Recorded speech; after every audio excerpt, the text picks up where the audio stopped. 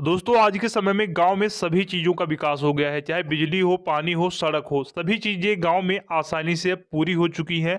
लेकिन फिर भी अगर गांव में कोई बिजनेस करने की बात करें तो लोगों के मन में पता नहीं क्यों ऐसा लगता है कि गांव में कोई बिजनेस नहीं किया जा सकता। अगर आपको भी ऐसा ही लगता है तो ये वीडियो आप लास्ट तक देखिएगा, क्योंकि आज के इस वीडियो में हम आपको गाँव में चलने वाले और सबसे ज़्यादा चलने वाले कुछ ऐसे 10 बेहतरीन बिजनेस आइडिया बताने वाले हैं, जिससे आप अपने गाँव में शुरू करके अच्छी खासी कमाई कर सकते हैं। दोस्तों सबसे ज़बरदस्त बात यह है कि अगर गांव में इन बिजनेसों को करते हैं तो अभी तक गांव में ज़्यादा आपको कंपटीशन देखने को नहीं मिलेगा। अगर आप शहर में यही बिजनेस करेंगे तो शहर में आपको भारी भरकम कंपटीशन देखने को मिल जाता है, वहां पर बिजनेस करना काफ़ी कठिन हो जाता है। लेकिन अगर आप गाँव में वो सारी बिजनेस अगर कर लेते हैं जो मैं इस वीडियो में बताने वाला हूँ, तो आप गाँव में अच्छी खासी कमाई भी कर पाएंगे, साथ में आपको कंपटीशन करने वाला भी बहुत कम है। अभी कंपटीशन होगा भी तो जब तक आप अपना पाँव जमा चुके होंगे। तो दोस्तों वीडियो को लास्ट तक देखना है। अगर आपको ये वीडियो हेल्पफुल लगता है तो वीडियो को लाइक और चैनल को सब्सक्राइब करने में बिल्कुल भी कंजूसी मत करिएगा। तो दोस्तों चलिए जानते हैं कौन से ऐसे गांव में चलने वाले बेहतरीन बिजनेस आइडिया है। और जिस भी बिजनेस को आप करना चाहें उसके बारे में अगर पूरी डिटेल जानकारी आपके पास नहीं है तो आपको महीने 2 महीने समय देकर उस बिजनेस के बारे में जानना चाहिए, उस बिजनेस को सीखना चाहिए, उसके बाद ही कोई बिजनेस स्टार्ट करना चाहिए। तो चलिए दोस्तों जानते हैं ऐसे टॉप 10 विलेज बिजनेस आइडिया। दोस्तों नंबर 10 पर जो बिजनेस है वो बिजनेस है कंस्ट्रक्शन मटेरियल सप्लाई का बिजनेस। दोस्तों आज के समय में आप देखेंगे कि गांव हो या शहर, हर जगह मकान, बिल्डिंग, दुकान, शॉप सब चीजें बनती रहती हैं।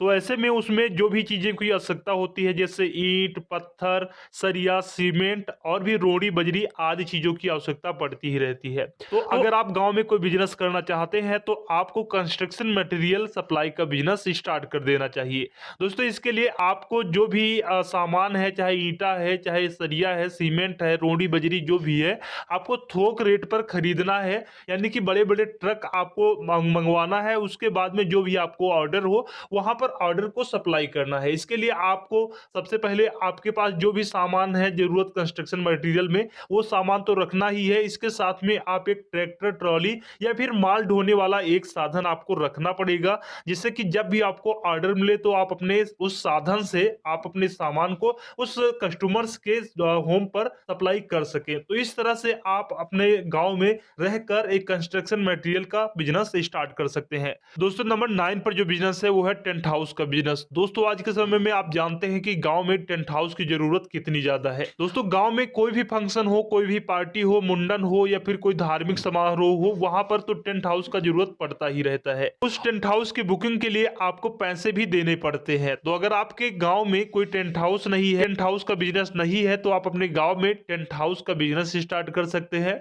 और उससे भी अच्छी खासी कमाई कर सकते हैं।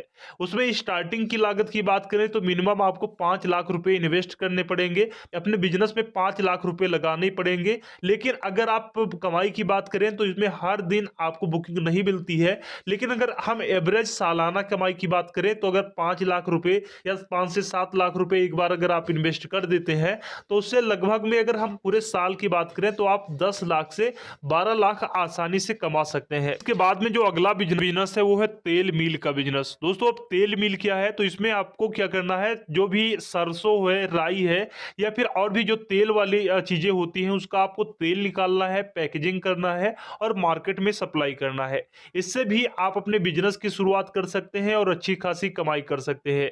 देखिए दोस्तों एक मशीन की कीमत मात्र 50,000 से 60,000 में आपको आसानी से एक अच्छे लेवल की मशीन मिल जाती है, जो तेल निकालने की मशीन होती है। और उसे आप बिजली से अथवा जो डीजल वाले इंजन है उन दोनों से चला सकते हैं। अगर बिजली से चलाएंगे तो भी और बेस्ट रहेगा। इसके अलावा आप चाहें तो आप सोलर सिस्टम से भी अपने उस मशीन को चला सकते हैं। दोस्तों इसके अलावा कच्चे माल की बात करें तो इसमें आपको सरसों वगैरह भी जरूरत पड़ती है, जो गांव में आसानी से मिल जाती है। गांव में देखेंगे कि लोग अधिकतर मात्रा में खेती करते हैं और सरसों का आज के समय में लगभग में अधिकतर किसान है वो सरसों की खेती भी करते हैं।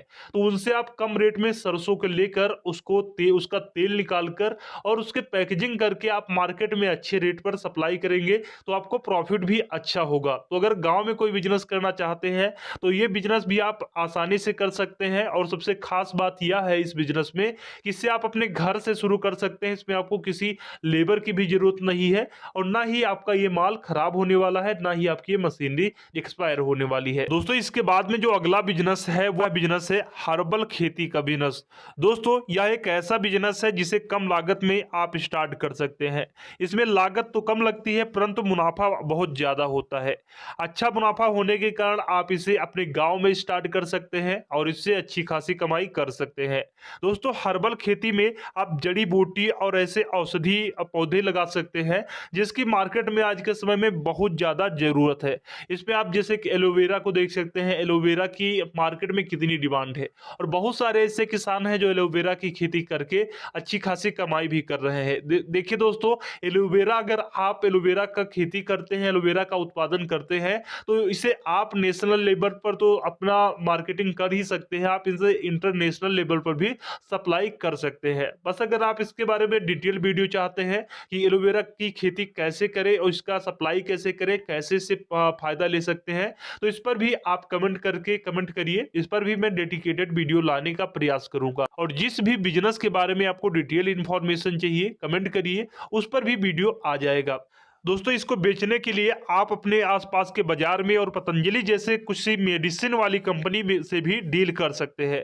इसी के साथ में एलोवेरा, तुलसी, गिलोय, आंवला, ब्रह्मी, कपूर, कचरी आदि जैसी औषधियों पौधों की खेती करके आप अच्छी खासी कमाई कर सकते हैं। अगला जो बिजनेस है नंबर 6 पर, वह बिजनेस है हार्डवेयर का बिजनेस। दोस्तों आज के समय में आप गांव में देखेंगे कि हार्डवेयर की कितनी जरूरत है और हार्डवेयर से मेरा मतलब आप इसको बड़े लेवल पर स्टार्ट कर सकते हैं। हार्डवेयर में बहुत सारी चीजें आते हैं, बहुत सारे ऐसे आइटम आते हैं जैसे चाहे वो कारपेंटर को जरूरत हो या फिर कंस्ट्रक्शन में जरूरत हो या फिर किसी किसान को जरूरत हो, इसमें बहुत सारे आप आइटम रख सकते हैं। अगर आप एक हार्डवेयर शॉप पर जाते हैं तो वहां पर आप देखेंगे इतने आइटम आपको मिल जाएंगे कि आप उसका आइडिया नहीं लगा सकते हैं। अगर हम किसानों से रिलेटेड बात करें तो किसानों में आप किसानों की जरूरत के सामान रख सकते हैं। जैसे आप उसके पंपिंग सेट रख सकते हैं, पाइप रख सकते हैं, कटीले तार रख सकते हैं, कीलिया रख सकते हैं। अगर कारपेंटर की बात करें तो कारपेंटर से जुड़े कई सारे आइटम रख सकते हैं, जैसे कीली हो गई, हथौड़ी हो गई, या फिर कारपेंटर के जो औजार हैं वो रख सकते हैं। आप इसमें लकड़ी के बोर्ड रख सकते हैं। अगर हम बात करें कंस्ट्रक्शन मटेरियल में तो इसमें भी कई सारे आइटम रख सकते हैं, जैसे आप वुडन की आप ड्रोर रख सकते हैं, दरवाजे रख सकते हैं, खिड़कियां रख सकते हैं, टाइल रख सकते हैं, पेंट रख सकते हैं। इत्यादि चीजों को आप इसमें रख सकते हैं और अच्छी खासी कमाई कर सकते हैं। लेकिन दोस्तों आपको ध्यान रखना है कि अगर आप हार्डवेयर की शॉप खोल रहे हैं तो आपको लगभग में इन्वेस्ट भी आपको ध्यान रखना है कि अगर आप हार्डवेयर की शॉप खोल रहे हैं तो आपको इन्वेस्ट भी ज्यादा करना पड़ेगा। लगभग आपको 10 लाख रुपए इन्वेस्ट करने पड़ेंगे। अगर आप गांव में कोई छोटा सा भी हार्डवेयर शॉप खोलना चाहेंगे तो मिनिमम आपको 5 लाख रुपए तो इन्वेस्ट करने ही पड़ेंगे। फिर आप अगर 5 लाख रुपए इन्वेस्ट कर देते हैं तो बात आती है कितनी कमाई होगी। अगर 5 लाख रुपए अगर आप इन्वेस्ट करते हैं तो लगभग आप 50 से 60,000 रुपए आसानी से कमा लेते हैं, क्योंकि आपके दुकान में सामान ज्यादा है तो कस्टमर्स भी अलग अलग तरीके से आएंगे। तो आपके जब ज्यादा कस्टमर्स आएंगे तो आपकी सेल भी ज्यादा होगी और आपको प्रॉफिट भी ज्यादा होने वाला है।